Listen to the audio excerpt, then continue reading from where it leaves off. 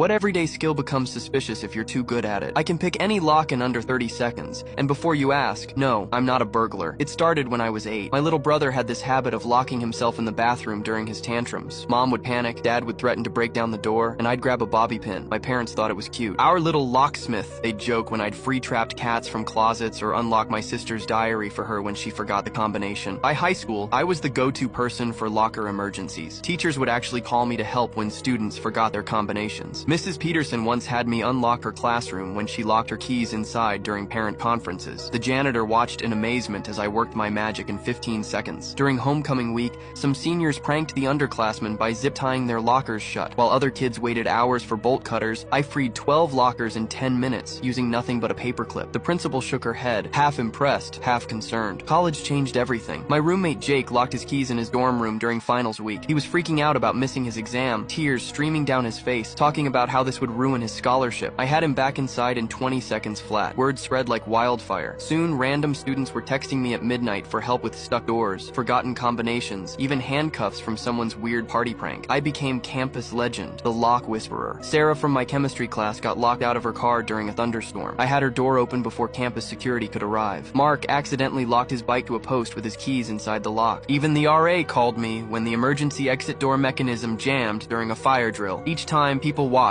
with this mixture of awe and unease. The questions started getting weirder. Have you ever broken into anything? Could you get into the administration building? What about safes? I laughed it off, but something felt different in how people looked at me, like they were seeing a criminal instead of someone just trying to help. The breaking point came when Professor Williams locked herself out of her office right before a major exam. Students were lined up in the hallway, panicking about the delayed test. I offered to help, and within seconds, her door clicked open. Instead of relief, her face went pale. How did you do that so fast? She stepped back like I'd threatened her. That lock was supposed to be high security. Everything changed last month when I was walking past the campus bookstore. The manager was standing outside, looking frustrated, customers gathering behind her. Stupid lock jammed again, she muttered. Maintenance won't be here for hours. All these people need their textbooks. Without thinking, I offered to help. The crowd watched as I knelt down, worked my paperclip magic. 30 seconds later, the door swung open. Everyone cheered. As the door swung open, I realized this wasn't the main bookstore entrance. Behind it was a small office filled with security monitors showing every corner of campus. The manager quickly stepped in front of the screens. He stared at me with this strange expression, not gratitude, but something closer to fear. The next day, campus security knocked on my door. Apparently, someone had broken into 3 different buildings that week: the computer lab, the student records office, and the chemistry storage room. The bookstore manager had mentioned a student who was suspiciously good with locks. I spent 2 hours explaining my childhood hobby while they searched my room for stolen property. They treated me like a master criminal instead of someone who just wanted to help people.